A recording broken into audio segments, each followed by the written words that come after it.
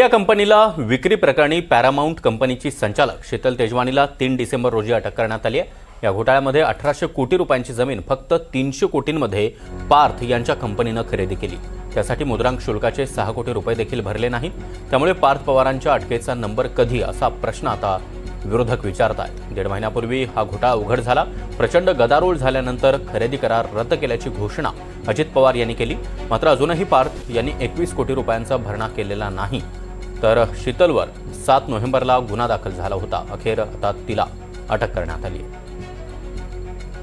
दरम्यान मुंढवा जमीन गैरव्यवहार प्रकरणी पार्थ पवारवर एफआयआर का नाही असा सवाल अंजली दमानी यांनी विचारला। सामान्य माणसाच्या मुलाला आणि अजित पवारांच्या मुलाला समान कायदा लागू होत नाही।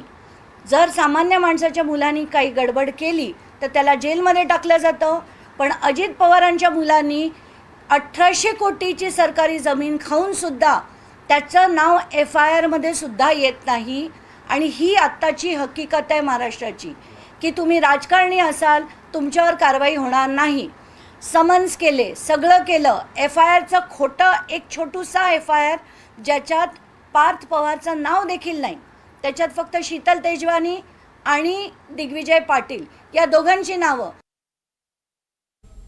तर कारवाई 1% वाल्यांवर पार्थ पवार हे देखील दोषी असं अंबादास दानवे यांनी म्हटलेलं आहे।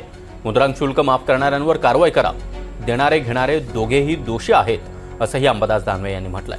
अजित पवार यांच्या राजीनाम्याचा प्रश्न आम्ही अधिवेशनात लावून धरणार असा इशारा देखील अंबादास दानवे यांनी दिलाय। एकतर माझं याच्यात म्हणणं असं आहे की अधिवेशनाच्या तोंडावर काहीतरी थातूर मातूर कारवाई असावी म्हणून ही अटक झालेली आहे। परंतु अटक अजून 1% वाल्याला करायची का 99% वाल्याला करायची? कारण 1% वाल्याला केलं तर 99% वाल्याला 100% करावी लागेल। आणि म्हणून अमेडिया कंपनीच्या संचालकांना अजून अटक केली नाही। ज्या अर्थी देणारी व्यक्ती दोषी आहे त्या अर्थी घेणारीही व्यक्ती दोषी आहे। अमेडिया कंपनी या व्यवसायात असल्यामुळं 1% वाल्याला आणि 99% वाल्यांचा भेद करता येणार नाही।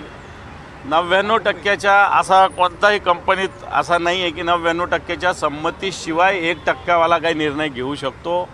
आणि म्हणून याच्यात 100% पार्थ पवार आणि ते पाटील या दोघांना सुद्धा अटक झाली पाहिजे। बिलकुल करतील, कारण याच्यात अजितदादांच्या सपोर्टशिवाय प्रेशरशिवाय एवढं मुद्रांक शुल्क इथं सरकारमधला अधिकारी 1 रुपया कधी कमी करत नसता, कोणाच्या बापाचा तो ऐकत नसतो। परंतु इथं एवढं शुल्क कमी झालं याचाच अर्थ अजितदादांचा त्यांच्यावर दबाव होता। दरम्यान अजित पवार गटाच्या नेत्या रुपाली चाकणकर यांनी या संदर्भात नेमकी काय भूमिका मांडली आहे ती आपण पाहूया। मला असं वाटतं याच्यामध्ये लपवण्यासारखं काही नाहीये। पहिल्या दिवशीच आदरणीय अजितदादांनी आपली भूमिका स्पष्टपणे मांडलेली आहे आणि ज्या समित्या आहे, जी तपास यंत्रणा आहे, त्याला संपूर्णपणे सहकार्य हे पवार कुटुंबियांकडून होत आहे।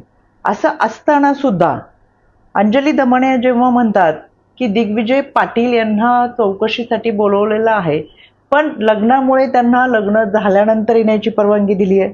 दुसरीकडे अंबादास दानवे म्हणतात दिग्विजय पाटील यांच्यावरती कारवाई का नाही? तर मला असं वाटतं विरोधक हा प्रचंड गोंधळलेल्या अवस्थेमध्ये आहे आणि म्हणून त्याला दादांना टार्गेट करायचं हे संपूर्ण महाराष्ट्र बघतोय। तो त्यांचा अजेंडा आहे। काही हातात असो नसो, कोणता पुरावा नसला तरी मीडिया समोर जायचं आणि दिवसभर टार्गेट करायचा हा एक कलमी कार्यक्रम विरोधकांचा आहे।